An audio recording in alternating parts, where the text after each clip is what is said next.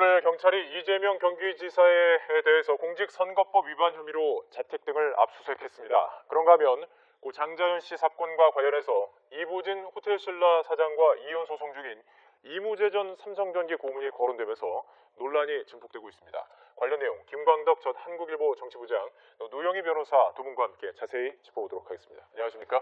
안녕하십니까? 예. 자, 먼저 이재명 지사 관련해서 얘기를 좀 짚어보도록 하겠습니다. 예. 지난 7월에도 압수수색이 있었습니다. 근데 이번에 압수수색은 뭐가 다랐던 건가요?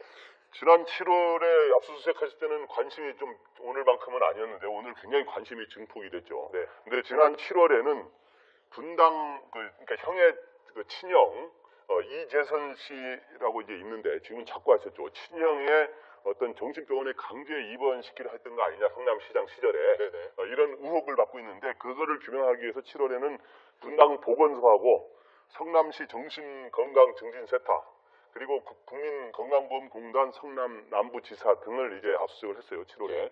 그리고 이번에는 어디로 했냐면 성남 자택과 그리고 성남시의 역시 통신기계실 등 여러 4개 사무실 그리고 이제 이재명 지사 본인의 이제 신체라는 이제 표현을 썼는데 그렇습니다. 이제 이렇게 해서 이제 했는데 이번에 관심을 끄는 이유는 이제 형의 왜 그럼 이번에 했느냐? 크게 두 가지죠. 정신병원에 강제 입원시키려 했던 어떤 직권 남용의 의혹이 있느냐라는 거하고 또 하나는 이때 지난 지방선거 과정에서 이 의혹을 제기하니까 나는 그런 일이 없다라고 부인을 했기 때문에 네네. 그게 허위사실 선거법상의 허위사실 공표죄에 해당되느냐를 밝히기 위한 건데 예.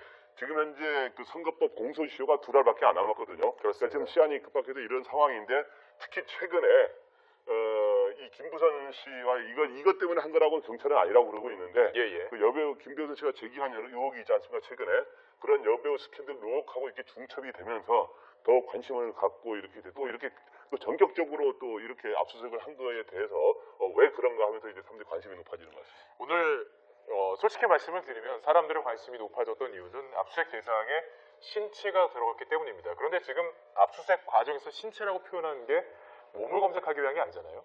그렇죠. 이제 이게 왜 관심을 끌었느냐면 이제 김부선 씨 여배우와 그 스캔들 관련해서 김부선 씨가 이재명 지사의 신체적 특징을 언급을 했던 것이 그 통화 녹취가 이제 유포가 되면서 실제 그렇다면 그러한 신체를 정말로 확인하기 위해서 압수수색이 벌어진 게 아니냐라고 하는 사람들이 이제 세간의 관심 때문에 벌어진 것이었는데 실제 그것은 아니고요.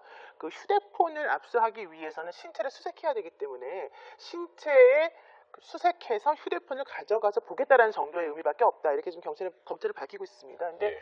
그 잠깐 그 김부선 씨 주장했던 신체와 관련된 압수수색이 가능한지에 대해서 말씀을 드리면 실제 어떤 그 신체 특정 부위에 뭐 어떠한 종류의 특징이 있는지를 확인하기 위해서 우리가 영장 같은 것들을 청구하게 되면 그 현실적으로는 거의 받아들여지지 않을 가능성이 높습니다. 왜냐하면은 그 사람의 신체를 정말로 뒤져서 확인까지 해야 되고 특히 김부선 씨가 주장한 내용은 상당히 내밀한 곳에 있는 그런 특징을 말했기 때문에 그렇죠. 그런 경우로 간다면은 법원에서는 정말 100% 내지는 90% 이상 확실하지 않은 이상은 그것을 가지고 압수수색을 신체에 대한 압수수색을 사실은 허락하지 않거든요. 그러니까 이번에 압수수색이 허락된 건 단지 핸드폰을 가져가는데 핸드폰을 보통 주머니에 넣어놓았기 때문에 넣어놓고 다니기 때문에 그것을 이제 의미하는 것이다 이렇게 하시면 될 것 같습니다. 예. 그러니까 핸드폰을 압수수색하기 위해서 경찰이 적시한 내용을 가지고 많은 지금 뭐 오해들이 좀 있습니다. 이거 정확하게 짚고 넘어가야 될 것서 같아서 여쭤봤고요. 오늘 참고로 핸드폰을 2대를 압수했다 그럽니다. 예. 그래서 그거를 신체에서 한 게 아니라 예. 자택에서 핸드폰 2대를 압수했다고. 그렇습니다. 자, 오늘 압수수색을 당한 이재명 경기지사의 발언도 있었습니다. 직접 들어보고 계속 이야기 나눠가겠습니다.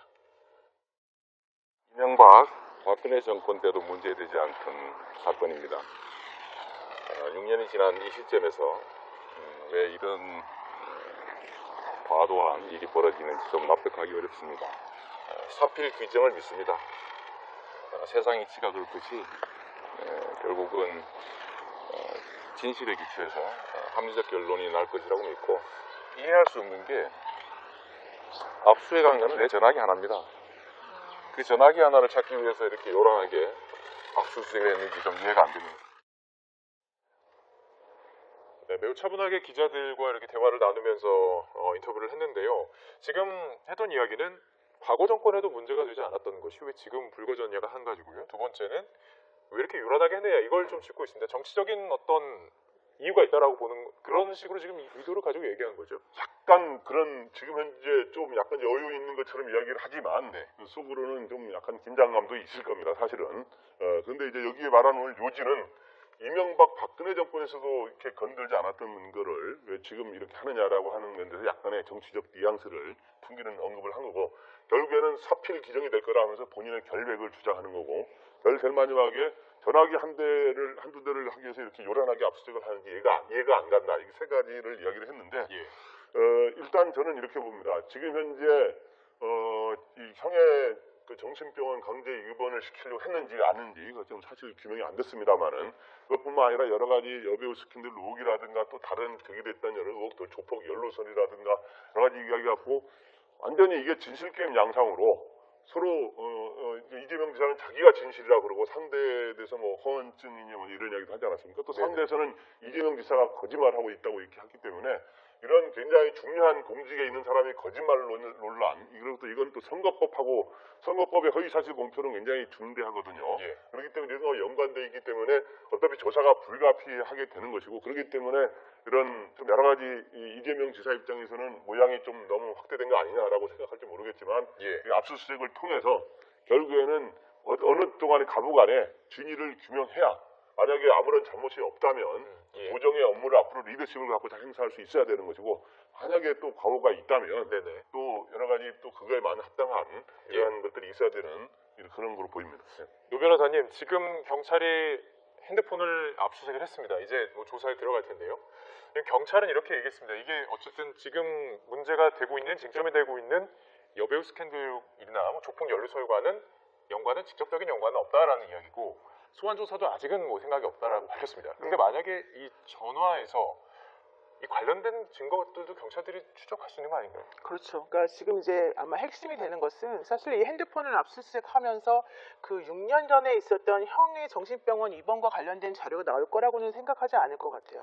오히려 물론 명목은 이제 그렇지만은 실질적으로 이 핸드폰을 통해서 얻고자 하는 정보는 그 요즘에 이제 특히 그 김부선 씨의 발언과 관련해서 가장 큰 이슈가 됐던 것들이 뭐 신체적 특징이 있냐 없냐 이런 것들이었기 때문에 만약에 그와 관련된 것들이 뭐 사실이든 사실이 아니든 그 이재명 지사 입장에서는 그와 관련된 것들이 바깥으로 자꾸 나오고 얘기가 되는 걸 원하지 않을 수 있기 때문에 그와 관련해서 어떤 식으로든 지시를 내렸을 가능성이 있다. 통화 내역 같은 것도 그렇죠. 그런데 그 지시라고 하는 것은 통화든 핸드폰의 문자든 뭐 혹은 요즘 말하는 SNS든 여러 가지 방식으로 이루어질 수 있기 때문에 그런 것들을 이번 압수수색을 통해서 핸드폰을 가지고 와서 한번 들여다보고 싶다는 것이고 만약에 지금 목적은 이재명 지사의 형에 대한 그 뭐 병원 입원과 관련된 거짓말인지 아닌지가 판단이 하고 싶었던 내용이라면 사실 이번에 공직선거법 위반으로 지금 문제가 되는 건 또 있습니다. 김부선 씨와 관련된 내용도 공직선거법상 지금 거짓말이다 아니다가 나오고 있지 않습니까? 그렇다면 그거가 관련된 내용이 핸드폰에서 나온다면 그것 역시 이 지금 현재 압수수색의 목적이 된 그 혐의가 아닌 다른 혐의에 대해서도 증거를 사용할 수 있는 부분이 있다. 그렇기 때문에 우리 법에서는 사실은 위법 수집 증거는 증거를 채택하지 못한다라고 하는 얘기가 있지만 압수수색이라고 하는 절차를 거쳐서 합법적으로 얻어낸 증거물에서 나온 또 다른 범죄와 관련된 증거들이 있다면 그것은 얼마든지 사용할 수 있고 이것은 인지의 증거로 사용할 수 있기 때문에 제가 볼 때는 그런 측면에서 좀 의미가 있는 게 아닌가 생각합니다. 정상적인 증거로 뭐 법정에서 충분히 사용될 수 있는 증거일 텐데요. 김부선 씨가 페이스북을 통해서 계속 의견을 좀 밝히고 있는데 페이스북에 또 오늘 압수수색에 관련해서 한마디를 했습니다. 이재명 씨 처연하네요라고 이제 글을 남겼습니다. 자, 만약에 이 압수수색 그 전화기 상에서 어떤 혐의가 발견이 된다면 어쨌든 참고인 조사는 아니고 어쨌든 소환 조사를 해야 되는 거 아니겠습니까? 가능성 어떻게 보십니까?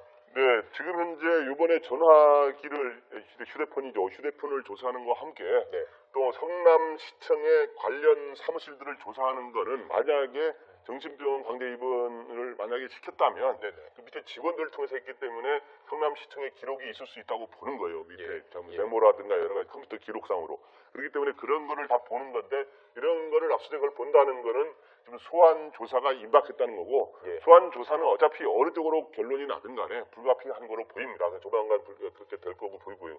그래서 이제 이재명 지사는 이것뿐만 아니라 이제 몇 가지 이제 이런 걸 여러 가지 건너야 될 이제 장애물들이 많지 않습니까? 그렇습니다. 여배우 스캔들 의혹도 이제 이번에 같이 될 가능성이 있는 것이고 그다음에 그동안 일본 일부 방송에서 거론됐던 조폭 연록 의혹이라든가 여러 가지 의혹들에 대해서 첩첩 산중에 이제 일들이 남아 있는 것이죠. 이런 것들을 이제 조사를 받게 될 거로 보입니다.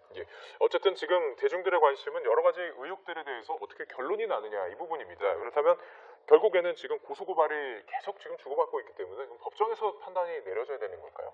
일단 1차적인 판단은 수사기관에서 내리는 거죠. 예. 그래서 수사를 해보니까 뭐 김부선 씨 측에서 고소한 새로운 내용도 있는 것이고 또 바른미래당에서 고소 고발한 내용이 또 있는 것이고 네. 또 그 반대로 오히려 이재명 성남지사 아니 그 경기도지사 측의 뭐 뉴스 가짜뉴스 대책단 이런 곳에서 또 고발한 내용이 있기 때문에 예. 양쪽의 고소고발 사건을 전부 다 취합을 해서 실제 어떤 것이 진실인지를 먼저 가려내는 작업을 할 것이고요. 그러한 조사를 한 끝에 만약에 혐의가 있다고 생각이 되면 기소를 하게 되죠. 그럼 기소를 하게 되면 재판에서 이제 그때부터 가려지게 되는데 예. 이제 중요한 것은 형사적인 부분에 있어서는 끝나야지 끝나는 것이다. 즉 확정 판결이 나야지 끝나는 것이기 때문에 아직까지는 그 누구도 이것에 대해서 뭐라고 말할 수가 없다는 부분이거든요. 예, 예. 근데 지금 현재 가장 크게 문제가 되는 것은 공직선거법상 정말 거짓말을 했느냐 안 했느냐. 물론 그 거짓말의 내용이 형에 대한 것이냐 김부선 씨에 대한 것이냐 두 가지 나눠지고요. 또 나머지 것들에 대해서는 지금 정보통신망법상으로서 명예훼손 같은 것들이 문제가 될 수 있기 때문에 그런 것이 정말 있었는지 없었는지 이런 것들이거든요. 근데 예. 사실은 가장 혐의 사실에서 가장 큰 거는 공직선거법상 허위 사실 유포했냐의 부분이기 때문에 만약에 이게 인정이 된다고 하면 물론 형사적인 처벌이 확정될 때까지 판결이 확정될 때까지는 지사직을 유지할 수 있지만 만약에 지사직 중간에 확정 판결이 나버리게 되면 유죄라고 뭐 인정이 돼서 네네. 그렇다라고 한다면 또 지사직에 대한 문제까지 거론될 수 있기 때문에 그렇군요. 그 부분이 사실은 조금 문제가 될 수 있습니다. 정치적인 후폭풍이라고 표현을 해야 될까요? 정치적인 어떤 부분도 좀 여쭤봐야 될 것 같습니다. 민주당 내에서도 좀 고민일 것 같고요. 앞으로 어쨌든 대선 주자로서 스스로 이제 계속 뭐 나서기 때문에 대선 주자로서의 어떤 역량이라든지 위치는 어떻게 보십니까? 일단 민주당에서는 지금 현재 다시 한번 재집권뿐만 아니라 15년, 20년 집권하고 싶다는 희망을 많이 피력하고 있지 않습니까? 네네. 그러려면 여러 가지 당의 국정, 이 민주당 정부의 국정 운영도 굉장히 성적표도 좋아야 될 뿐만 아니라 훌륭한 대선 주자를 확보하고 있어야 되거든요.